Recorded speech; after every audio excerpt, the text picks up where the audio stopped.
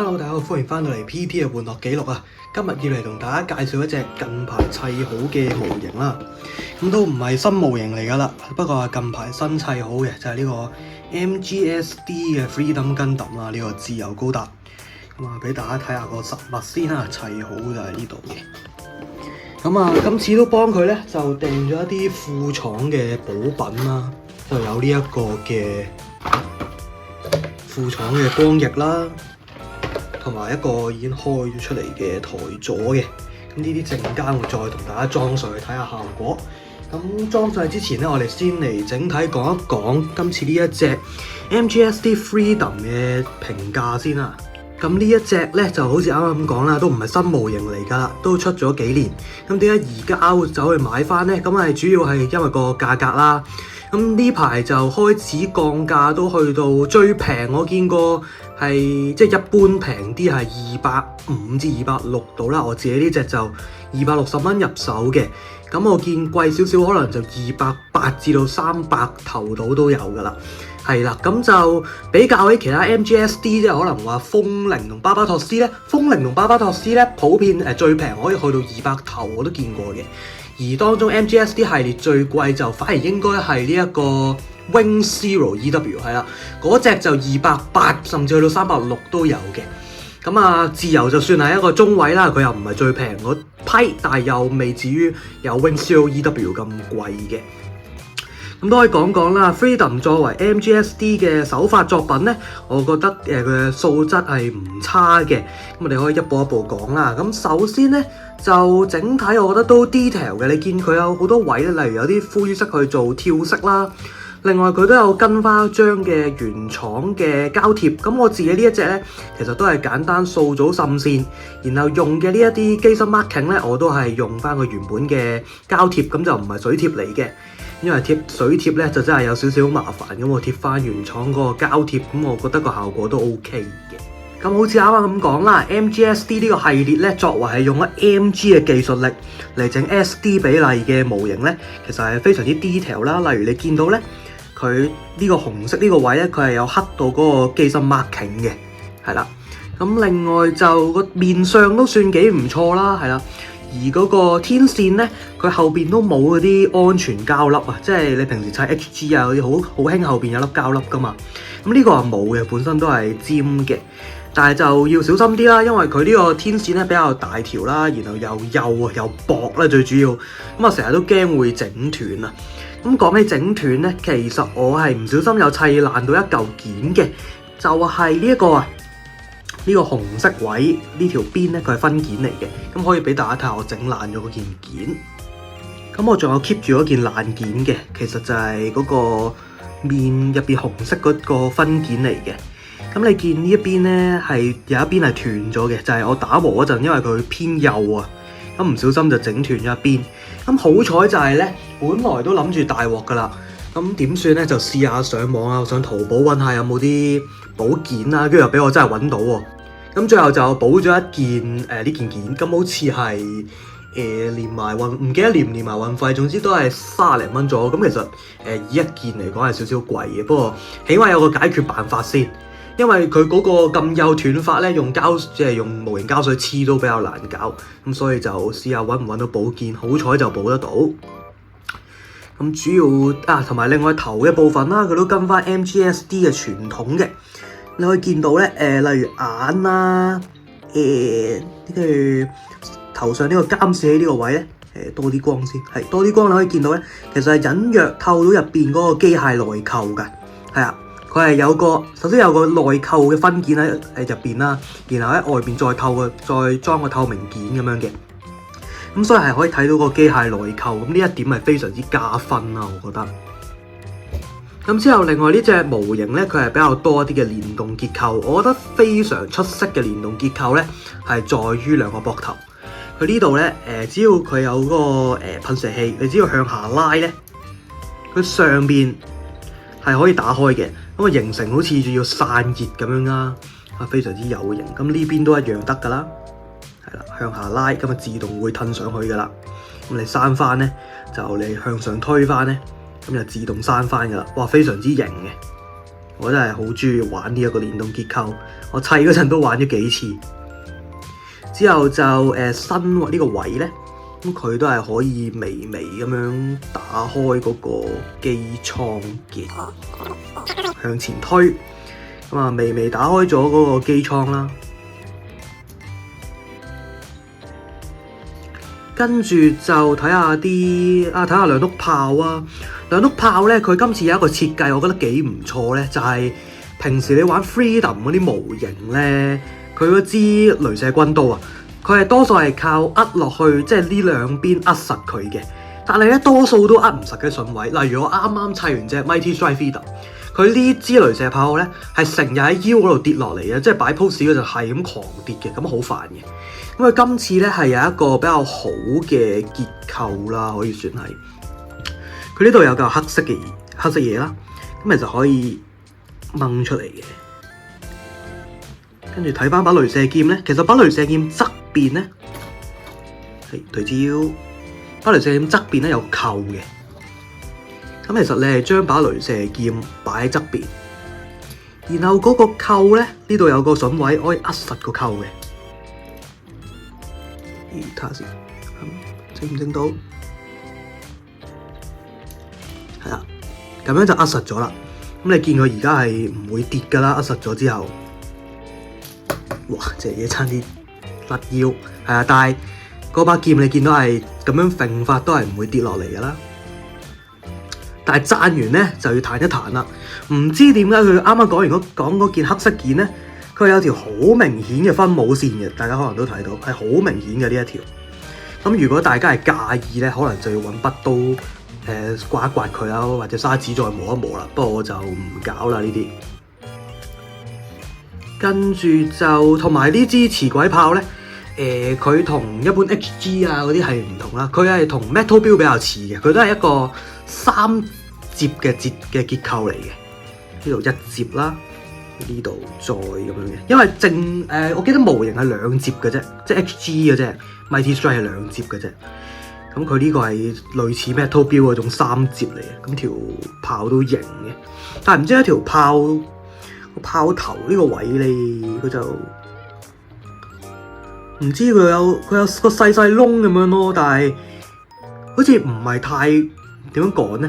個炮頭咧，如果我覺得佢係雕空佢會似炮頭啲，佢而家好似有少少嘢塞咗喺入邊咁樣，就有啲奇怪。咁嚟到生翻支炮咯。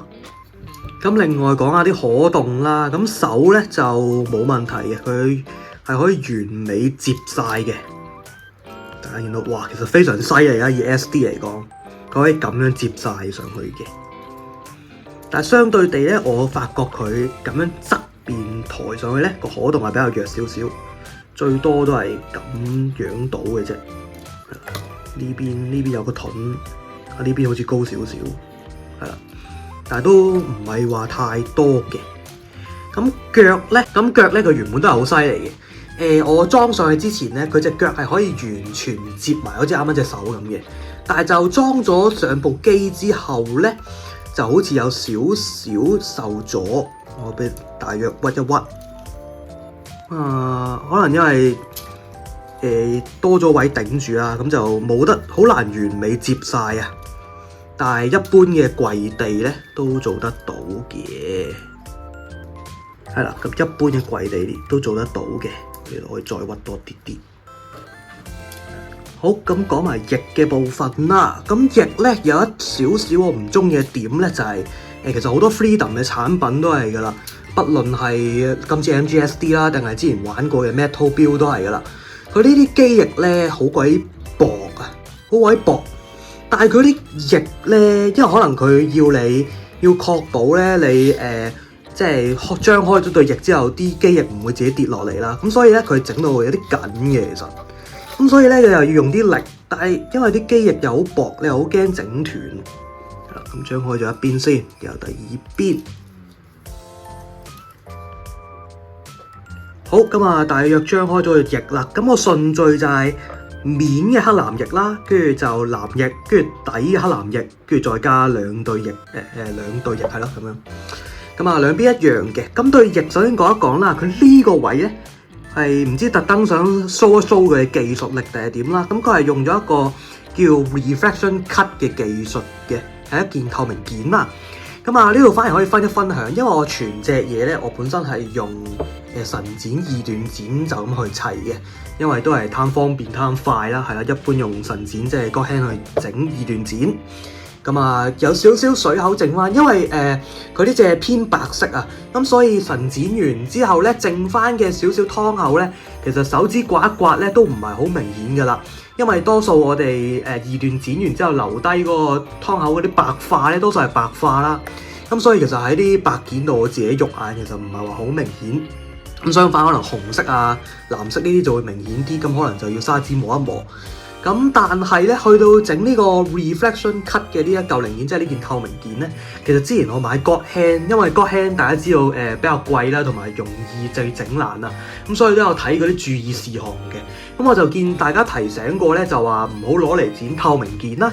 咁我就不以為意啦，攞把 God hand 嚟繼續整呢個 reflection cut。哇！第一下剪落去，brrr 聲勁恐怖，跟住即刻搞唔掂，攞翻把 PNS 135啊，好似呢把係啊呢把135啦，攞翻出嚟剪，冇事啦。咁所以提醒翻大家，如果係砌透明件嘅嘢咧，咁盡量都係唔好用 God hand 啦。咁就係咯，所以呢度都搞到我有少少猶豫。如果之後入咗啲 clear color 嘅模型，可能比較難搞。不過到時再算啦。好，咁講翻對翼先。咁對翼個比例係型啦，咁整體其實都冇太多嘢講啦。對翼咁就主要都係嗰個點我唔中意，就係比較緊咯，係咯，比較緊少少。咁整體再講下成部機咧，有一個點我唔中意。其實裝咗翼之後好啲嘅，當初我未裝翼嗰陣咧，其實係好明顯咧，有個手長但係腳短嘅問題。咁裝個翼之後，整體睇就冇咁怪啦。啱啱之前冇翼就再怪啲嘅，咁就個比例上我有少少覺得好似怪怪地。不過開翻 G-Gen 嚟睇，即係而家大家玩緊嗰隻手遊咧，咁好似喺隻手遊度其實個比例上都係咁，咁應該係 SD 個比例係咁嘅，係啦，咁就都接受咗，咁都唔係話太大問題嘅。咁另外第二點就係佢呢隻模型咧，唔知點解佢好多筍位，即係好多位咧，你係套咗落去，即係佢有個筍位俾你套落去，然後一轉咧就 lock 死嘅。我記得比較深刻印象，好似係例如係隻手啦，同埋翼都有啲嘅。咁所以如果大家係想做上色塗裝嘅話咧，咁解組嗰陣就小心啦。可能有啲件咧就唔好拼埋啦，因為佢一 lock 死咧，你想掹翻出嚟咧就比較麻煩嘅。咁我呢隻都冇諗住點噴燒光，應該都唔噴噶啦。因為我唔噴燒光嘅原因係驚會影響到眼啊，或者監視呢啲透明零件，我驚佢會霧化。雖然咧，如果黐遮蓋膠紙喺呢度，咁再噴應該係冇問題，不過我就費事煩啦。咁主要隻嘢就係咁。咁而家咧，喺裝啲副廠補品之前咧，就想同大家去整埋個傳彈發射，係啦，因為傳彈發射都係呢隻機比較大嘅玩法啦，同埋都係一個賣點嚟嘅。咁喺整傳彈發射之前咧，佢有個步驟嘅，係要拉一拉出呢對翼啦，佢呢度有個筍位，哇，好危險，真係咁樣拉一拉出嚟。咁呢邊都係有得拉嘅，之後後邊呢度咧。佢係可以拉出少少嘅，哇！真係好危險啊！呢度啊，你見佢原本係咁短嘅啫，咁佢係可以拉出多少少嘅。而呢邊都係可以拉出多少少，係咁大約就係咁樣。呢邊係咪仲係少咗？OK， 差唔多。咁之後咧，我建議大家如果整傳彈發射 pose 嘅話咧，第一件事最緊要先掹翻個頭先，係啦，因為個頭整傳彈發射好容易頂到佢頭嗰啲角㗎，咁啊掹翻個頭，費事扼斷條天線。之後佢應該係條炮就轉白色呢支炮咧就轉上去嘅，另外一邊都係白色呢支炮轉上去啦，係真係有啲緊嘅。咁之後咧，其實就好似係咁樣轉翻，呢邊又係好似又要轉一轉。我 check 說明書先。好，我 check 咗啦，應該係有3條間呢個位咧，應該係對內嘅，係對內嘅，3條間係對內嘅。跟住最後咧，其實就係接落嚟咯，接落嚟，再轉翻，跟住呢度又係接落嚟，轉翻，係啦。咁主要其實已經喐到，最難就係整頭頂呢兩支咯。呢兩支瓊式吞離子炮係比較煩嘅。咁啊，大約我之後再調一調位，跟住翻嚟俾大家睇個 pose。好，咁幾經辛苦咧，翻嚟就整好咗一個全彈發射嘅 pose。咁對翼呢度好似高少少添，睇翻啲啲，差唔多。咁啊，大致上就係咁啦。我自己有少少唔中意嘅係咧，因為 MGSD 個比例咧，個頭比較大啊。咁所以咧就搞到呢度個頭同兩支炮嗰個位好似好逼頂住咁樣，咁所以咧有少少微斜咁樣，咁啊冇咁覺係壓住個頭嘅，係啦，同埋你兩對翼可能要即係點形容咧，係可能 V 字咁樣，令到兩支炮咧係有少少向左向右嘅。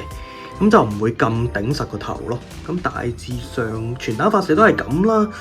都係屈個位，因為本身啲機翼緊啦，你又驚佢啲機翼比較薄，又驚斷，咁所以咧係有少少難屈嘅。好，跟住咧就嚟睇下啲副廠補品嘅時間啦。首先係呢一個副廠出嘅自由光翼啦。咁相信大家有睇過 Seed 都知咧，其實 Freedom 係冇光翼嘅，喺套動畫入邊，係要去到 Strike 3先有嘅。不過就見有副廠出咗，咁又咁型啦，咁其實咪照用咯，反正冇乜所謂嘅模型呢啲嘢，係啦，覺得型就 OK 㗎。咁就佢打開之後咧，其實係要再剪出嚟嘅。咁我尋日其實已經整好咗㗎啦，咁係有兩塊呢度，跟住另外一對翼咧，即係另外一邊嗰對翼咧，就再有多兩塊，咁啊 total 4塊。咁而家就裝咗上部 Freedom 度，再俾大家睇。好，咁裝好晒啲補品之後咧，就係咁嘅樣噶啦。咁件係4塊光翼裝晒上去啦。咁啊，講翻先，我最開頭最 concern 嘅嘢咧，係我驚對光翼啲筍位唔啱啊，因為話晒副廠出咧，我驚使咪話大力金剛指咁樣咁好麻煩。但係最後好彩咧，就係其實我跟翻個盒嘅說明啦，呢度。咁其實咧，啲筍位幾啱嘅，一套入去咧就套得實啦。